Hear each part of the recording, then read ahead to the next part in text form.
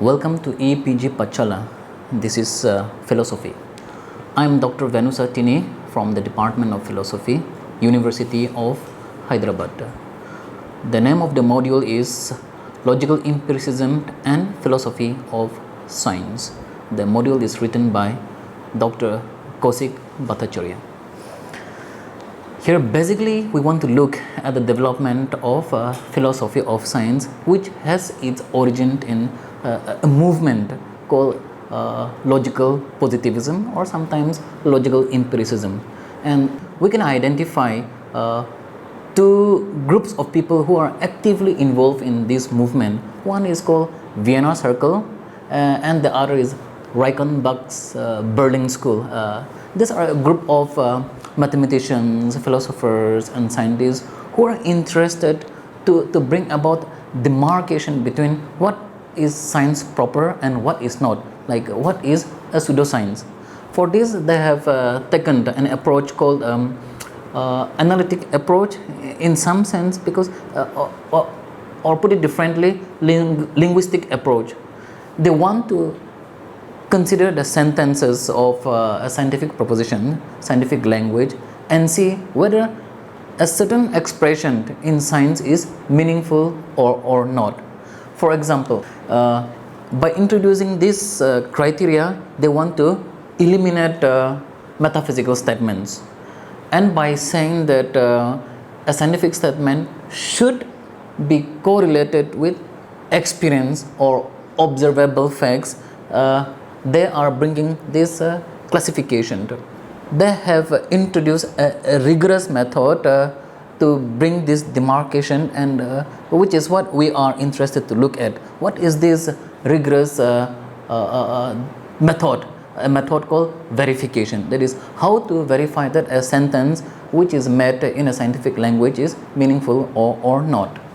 Traditionally, we have seen that philosophy and science have a close relation. They grew together. Both of them are trying to understand what the world is like and what are the building blocks of this world.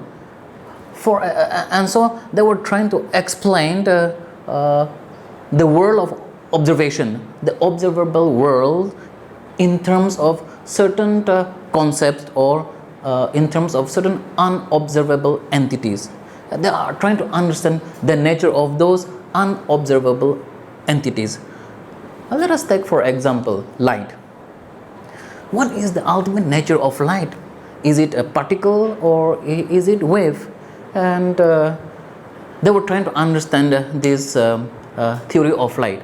Suppose if it is a wave, that the theory of light is construed around wave, then we can explain certain feature of light, that it is that interference is possible, that there is refraction and reflection and even polarization. All these concepts, all these things can be explained in terms of a wave theory of light. But if we try to explain certain phenomena of light, how a light can knock out certain electrons from a solid or liquid body, then this theory of light as a wave cannot explain or cannot give an account of this phenomena of light. So then we have to go for a theory of light as a particle. And then how do we resolve such an equation? So what actually is the ultimate nature of light? Is it particle or is it wave? And there are certain electromagnetic theory of wave which seems to be consistent with a wave theory of light, but then it fails to explain again a certain aspect of a theory of or the nature of light. So here is a problem that we have to understand. How are we to understand this nature of light? These are some of the questions which we have to take it beyond science proper, and then we are trying to explain this very nature of light in terms of entities which we don't have direct access. That means whether it's wave or particle, we don't have. Now of course we do have a better understanding of theory of light, that it is at sometimes particle, and sometimes it behaves like a wave. So we have found a way to reconcile these inconsistencies by taking both. That is just an example. Let us take another case where you see a very close relation between the science and philosophy. Again, science is interested in particular aspect of the world or reality. As we know that zoology is interested in the study of animals, and botany that of plants, and things like that. But we have to understand the world in a very general way also sometimes. For example, when we describe a certain fact, like a table is brown, or that a chalk or a book is on the table, we have to apply certain categories. So certain categories like particulars, that if something is an individual, it must be a particular. And if we're trying to explain the relation between a book which is on the table, a relation of book on the table, that is another thing. And we have to experience certain things in space-time. So space-time itself becomes a category. So we have to understand the structure of the world using certain categories: particulars, universals, relation in terms of space, times, and we are using these categories, which are actually not given to us in experience, but we use these categories to explain the structure of the world, to explain our experience. So here is where it's very difficult to really bring a very strong distinction between science and philosophy. But unless we are able to bring this kind of rigorous distinction between science and philosophy, the progress of science is going to be hampered some way or the other, because more and more we will introduce concepts which in principle cannot be given a reference, or that means terms which cannot be given an observable reference, or certain statements which cannot be verifiable in this factual world. And that way it is really going to affect the progress of science. So there has been an attempt by logical empiricism to delineate scientific practice from non-scientific practice. Let me just highlight another example. When we ask questions about, let us say, God, it seems we are trying to make a certain truth claim or cognitive claim about God when we say God is omnipotent, as if there is some kind of a being or an entity called God, and that God has certain predicates. And so when we make claims in the form of a proposition about this nature of God, it appears to be factual or cognitive. But the question remains, can we verify this claim? No, it has no cognitive content. In other words, sentences claiming about the nature of God in principle cannot satisfy verifiability criteria. In fact, these sentences are even beyond the what can be called falsifiability criteria. If we cannot show that these are true, it cannot be even shown that these are false. So how do we tackle such kind of sentences? Then we say, truth functionally or cognitively speaking, these are meaningless expression. That means if any sentence fails the criteria of verifiability, they ceases to be a scientific expression. They are, as far as scientific knowledge or scientific activity is concerned, they are meaningless expression, and we don't want this kind of meaningless expression in the body of science. So we have just seen that logical empiricists introduced a principle of verifiability to distinguish what is a meaningful expression in science and what is not a meaningful expression in science, and thereby they have made a rigorous attempt to eliminate all meaning expressions in the scientific body of knowledge. But this criteria or this verifiability principle underwent a rigorous modification. So Now we would really like to see what the principle itself is and in what ways it has underwent rigorous definition and reformulation and modification and so on. The first was given by Slick. His formulation is that a sentence is meaningful insofar as it has the method of verification. Seems to me that it goes well in the sense that if I'm making any observable statement, then it can be easily verified. So the meaningfulness of that expression is correlated with the method. The method is one of finding out verifiability. But Slick, by giving up this kind of criteria, actually faced some kind of objections or difficulties. For example, there are certain statements about history. How can we even verify those historical sentences, like whether Caesar has crossed the Rubicon, that is the Rubicon River, or if you are making any expression or statement about the experience of others, other persons, then how can we verify those experiences? In principle, you cannot. So does it mean that the experiences of others which are described in sentences are meaningless? It's very difficult to say. So the method itself has its own limitation. Moreover, there are some kind of generalized statement. Let us say all bodies attract each other. Such sentences are not verifiable in experience. So Slade himself faces a lot of problem when he came up with the criteria of verifiability. And here is where A.J. Ayer comes in. He reformulated this principle of verifiability by coming up with another criteria. So it is not meaning is associated with method, but rather a meaningfulness of an expression is related with a criteria, with a condition which can be satisfied if it is a scientific statement. Ayer says that a sentence is cognitively or factually significant even only if a criteria can be provided to verify the claim.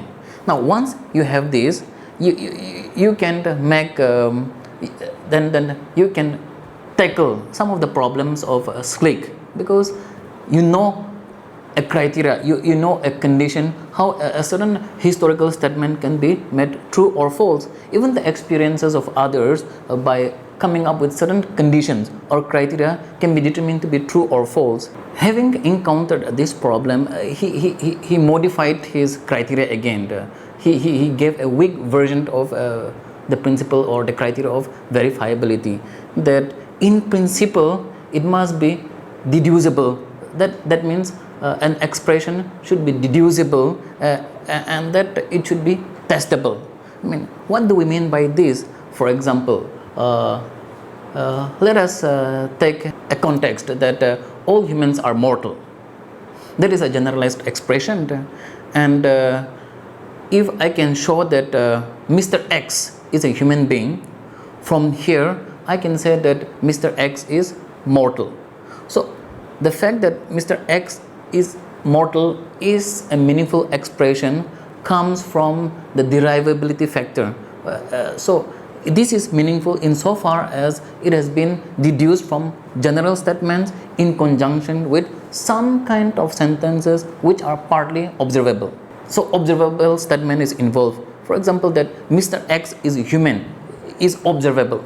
So in the light of some observable statement, we can deduce the sentence or derive a sentence which says that therefore Mr. X is mortal.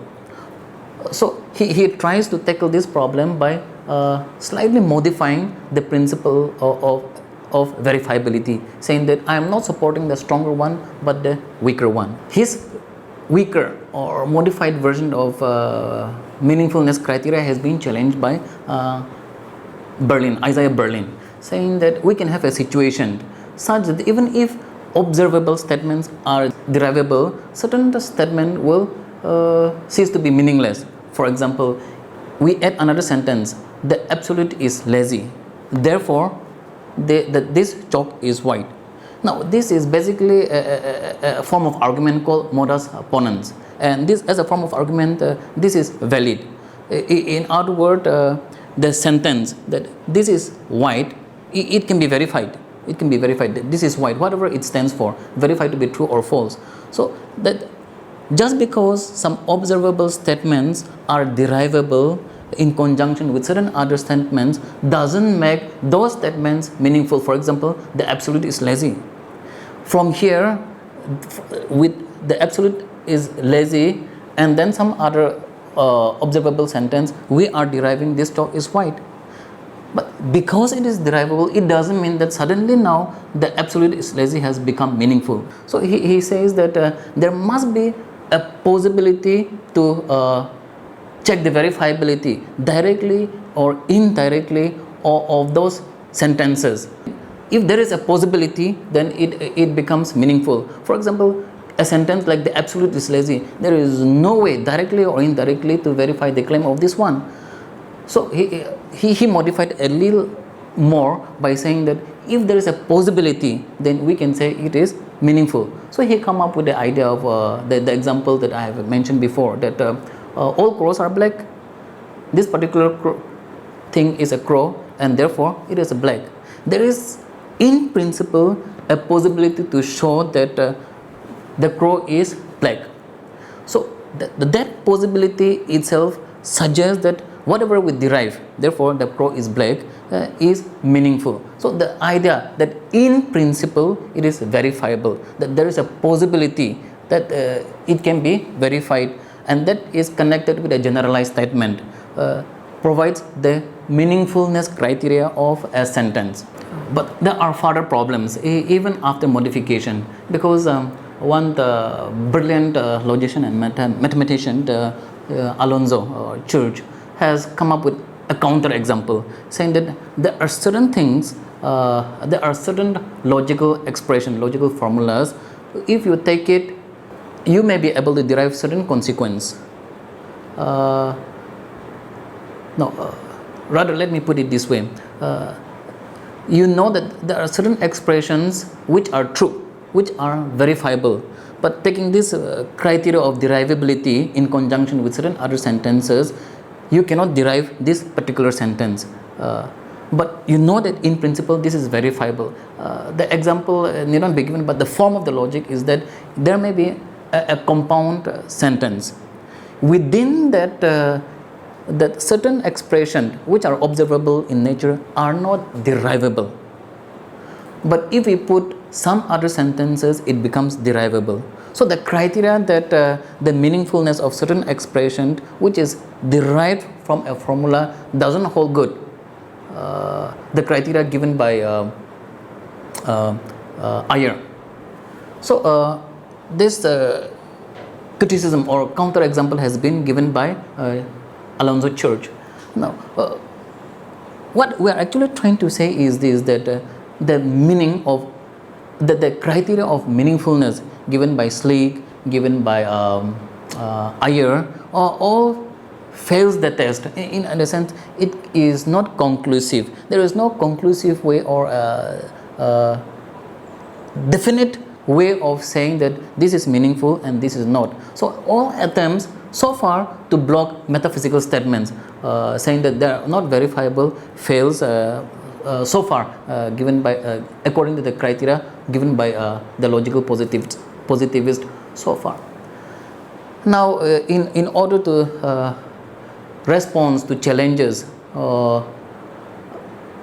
Hempel has come up with the idea of translatability or translatability criterion. What do we mean by this?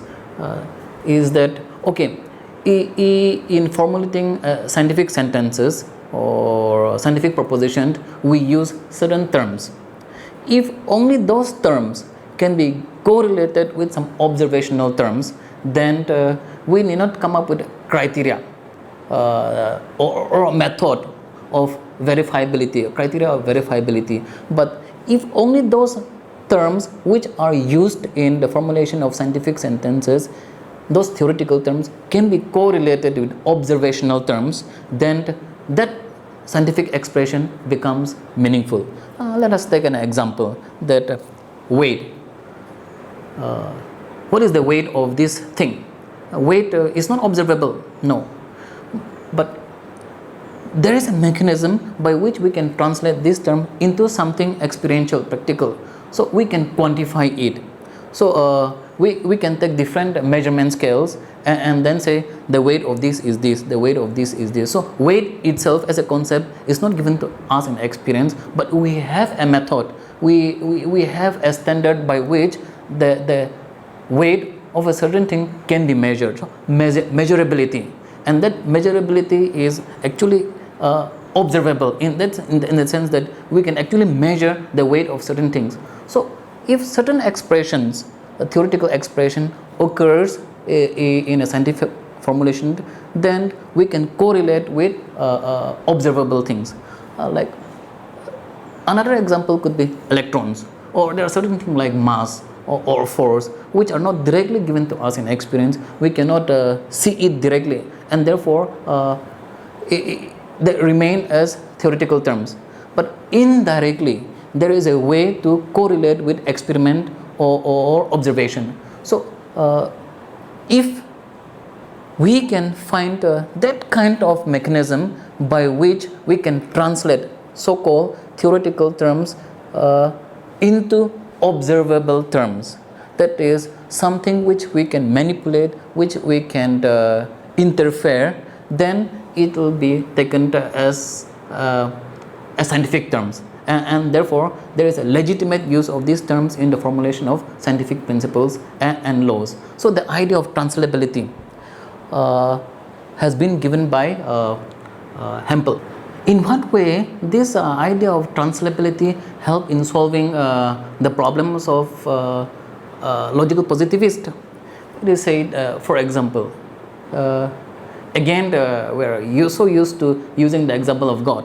If we say God is tall, or God is perfect, or the absolute is lazy, and then there is no corresponding observable fact in the world which can be measured, which can be manipulated. So if something like perfection, something like God, or something like substance, this occurs in a scientific formulation, then we are not able to verify, we are not able to translate them in terms of certain observable situations. So therefore we are able to block that kind of metaphysical categories or metaphysical terms in the formulation of scientific laws and scientific theories. Now, in addition to this principle of translation, that is translating theoretical terms into observable terms, Hempel has given a rigorous logical form or logical structure for doing science that he gave in terms of providing a logical language. That means there can be artificial language. We can construct an artificial language, something called logic, and that there is a syntax and a semantics. There are rules for formulating certain expression, and then there are ways of allowing certain expression to be part of that language. So he provided a criteria of that language, language of logic. We can look at that criteria here. The vocabulary of L contains the customary locutions of logic which are used in formation of sentences, including in particular the expression no, which is negation, and conjunction or disjunction, if then, which is implication, and quantifiers like all, some. So these are part of the vocabulary of the language of science. The second is certain observable predicates. By this we mean that the properties which we are ascribing to certain terms are observable. When we say table is brown, brown is observable, or that this motion is fast or slow, those are observable. So when we are ascribing or predicating certain properties on something, the subject, then those are observable. So the criteria is that the vocabularies of this language of logic, should be all those which are logical. Means there is a language of logic, should be supplied from logic, and if there are other terms occurring in that, those terms should be observable. The predicate, the properties which we apply on the terms should be observable. The third criteria: any expression definable by means of those preferred by under 1 and 2. Here, if we are introducing a new sentence into the language of scientists, then those terms or languages should be defined, should be given a rigorous definition in the light of sentence 1 and 2. So this is the first part. And the second criteria: the rules of sentence formulation for L are those laid down in some contemporary logical systems such as Principia Mathematica. So how are we to construct such a language? Actually, the Principia Mathematica is a book published by jointly published by Russell and Whitehead. Here they have formulated a language of logic such that if you apply all the rules and the conditions of this logical system, then this logical system provide adequate language for doing science. So the symbol system, the structure of logic, the language of logic is available in this book of Russell and Whitehead, Principia Mathematica. So what he's trying to do is this, that we are going to provide a language for doing science, and that language is of this type. We will only allow terms which are observable, otherwise logical, and the rules for generating new sentences are according to the rules of logic which we find in the let us say first order logic, or which are given to us in the book Principia Mathematica.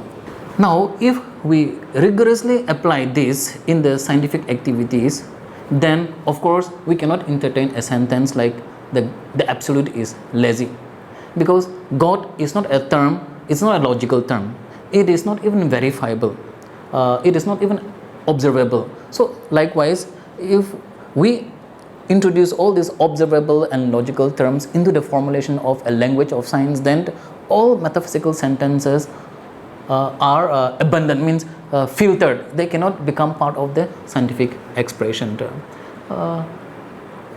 But this has some difficulty as well, and then this needs to be reworked, because surface level it seems to be working well, but there are problems, and then there are attempts to modify this one, and we can take a look at this. Let us have a look at the slide. What Hempel is trying to say is this, that there should be a logical or mathematical language or model in order to provide meaningfulness criteria of a scientific expression, and this expression, when expanded or explored further, will have this series of conditions or implications. Let us look at those points. The theory is formulated in a first order mathematical language with equality. The non-logical terms or constraint of L, that is the language, are divided into three disjoint classes called vocabularies. 1. or A, the logical vocabulary consisting of logical constants. 2. The observation vocabulary, that is terms which are observable. 3. The theoretical vocabulary, that is represented by VT, that means theoretical terms. The third criteria, the terms in the V0, which are observable terms, are interpreted as referring to directly observable physical objects or directly observable attributes of physical objects. Attributes are like colors and things like that. Fourth, there is a set of theoretical postulates whose only non-logical terms are from theoretical entities or theoretical terms. The terms in VT, which are theoretical terms, are given an explicit definition in terms of observable terms, VO, by correspondence rules. Rules C. That is, for every term there is a function, there must be a given definition for it of the following. So that particular language has been expanded like that. That means any term occurring in the formulation of science, terms which are not observable, but which are theoretical terms, there should be a function such that observable terms or theoretical terms are correlated with observable terms. So the correspondence theory is actually correspondence theory of truth is used in the formulation of this criteria or the language of meaningfulness. Having said this, now we know that there are certain sentences which need not be verified at all, by which we mean analytic sentences. What do we mean by analytic sentences? That means sentences are true or false by virtue of the terms or the grammar which are used in the formulation of that expression. The typical one we know is that triangles are three-sided. We know that this proposition is true. The very definition of triangle says that it has three-sided. So we don't have to look into the world to see whether given any triangle it has three sides. No, by the definition itself we know the sentence is true. Or take another favorite example of philosophers, that all bachelors are unmarried. The idea of bachelor says that these are unmarried men. So what is there in the predicate part of the sentence? Unmarried male or unmarried man is already contained in the word bachelor. So for the truth of this sentence, we don't have to look into the world. Are you a male? Are you married or single? And then whether this expression is true or false. No, we don't have to look at the world in order to determine the truth value of such analytic sentences. So there are certain sentences which are analytic, geometry or any mathematical expression. Those are true analytically. It doesn't depend on the world or facts to justify its truth claim. So though these are not observable, in other words, there is no attempt to translate theoretical entities of mathematics, let us say, into world of observable, and yet these are an exception, analytic proposition. They are true by themselves. However, with exception to these analytic statements, if we are going to allow any other kind of sentences to be included in our scientific language, then it must be empirical. That means it must be observable. So these two analytic sentences are admissible and observable sentences are admissible. Now if there are any kind of generalization or law-like sentences, then we are saying that all these by law-like sentences we are introducing theoretical terms or concepts which are not given to us directly. So we are able to reduce or correlate this into observable sentences. So this is the idea given by Hempel. However, there are so many even within the logical positivists who are not happy with this criteria, because ultimately there is no exhaustive way to explain all theoretical terms in terms of observable terms. So people like Carnap and Hempel themselves admitted, yes, it is not possible to exclusively or exhaustively show that every term which are theoretical can be translated in terms of observable terms. So there are problems and they have acknowledged that kind of problems. So somebody said that why not use falsibility criteria, testability criteria to say that something is scientific, and to that extent Hempel has welcomed that criteria. By falsification or falsifiability as a criteria is associated with Karl Popper. In this, basically he is trying to demarcate science from pseudosciences. They may be using the method of science like induction, like observation, but at the end of the day it may not be scientific, because the theories which are formulated from generalization of observable things are not falsifiable. They may use, but there is no mechanism by which this theory can be falsified. So Popper says that if a theory is scientific it must come up with a criteria or a condition which says that under these circumstances, this theory will become false. We can imagine that, let us say, numerology or palmistry is some kind of science, because we look at different hands, we look at different numbers, and then taking into consideration a large number of data, then we make speculation. Any people having this kind of lines on a palm will have this kind of characteristics or trait, or anybody born under this kind of year, months of the year will have this kind of behavior. But is there a way to falsify it? If somebody says, I am born under this horoscope sign, but well, the horoscope says I'll be this, I'll get married by 30, but I didn't get married. Does it mean that my horoscope theory has gone wrong? Within this so-called pseudosciences, there is no way to falsify it. Rather, they want to modify it again and again. But Popper says that if something is scientific, then there must be a falsifiability criteria. For example, if there is a saying that if anything is a metal, then it expands on heating. Now, if there is something which is said to be metal and yet it is not expanding on heating, that means my claim that all metals expand on heating has been falsified. This is not adequate to make a generalized claim about metals. So falsifiability criteria has been given by Popper. Whether Popper is a positivist or not has been a matter of debate.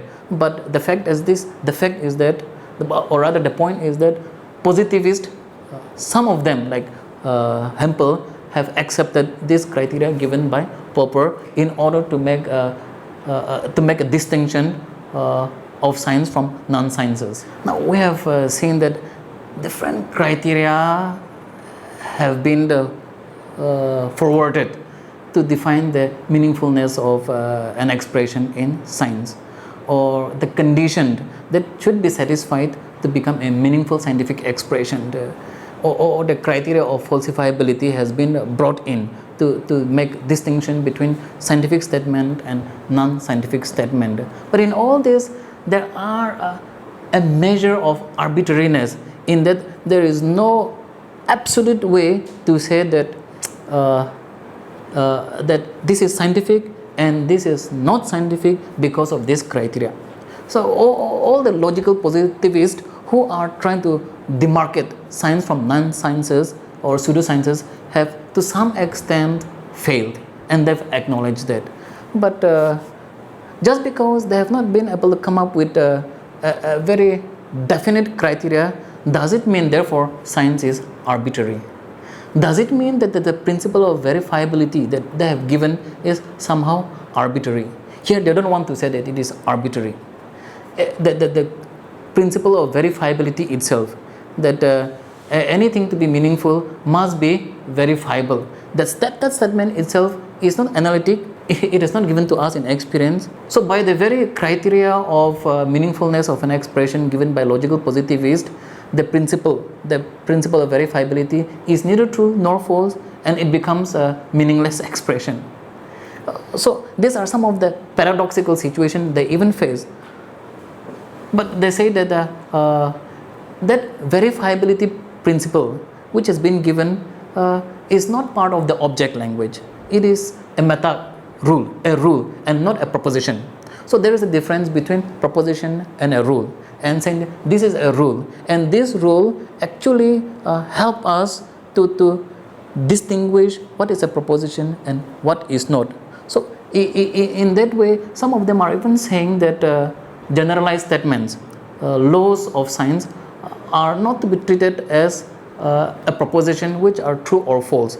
Rather, those are rules, those are instructions of how we should go about sorting out our sentences or making a certain scientific observation. So laws are not, laws in a sense, generalized sentences are not actually truth propositions, proposition claiming to be true, but those are to be treated more like rules, some kind of guiding principles which will help us to understand the world.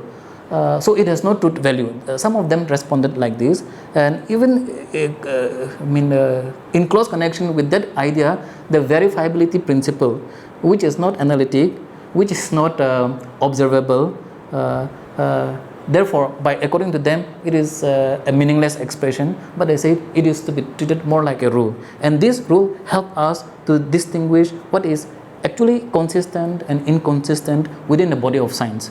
So, though there is a measure of arbitrariness in that we cannot absolutely block some metaphysical sentences from entering into science, by introducing this criteria of verifiability, there is much that we can do, in the sense that we can block certain unwanted expression, plus using these we can actually check question of consistency and inconsistency in science. So if there are two competing theories, one is scientific and one is not, by bringing that principle of verifiability, we will show that if we combine these two, it results in contradiction. However, if we allow this principle to work, then we can block this inconsistency, and therefore any scientific theory will become, to some extent, to a great extent, become consistent. So verifiability criteria, though at the end of the day is not able to bring that definite distinction or demarcation, helps in formulating scientific theories in certain way. So that's about this module.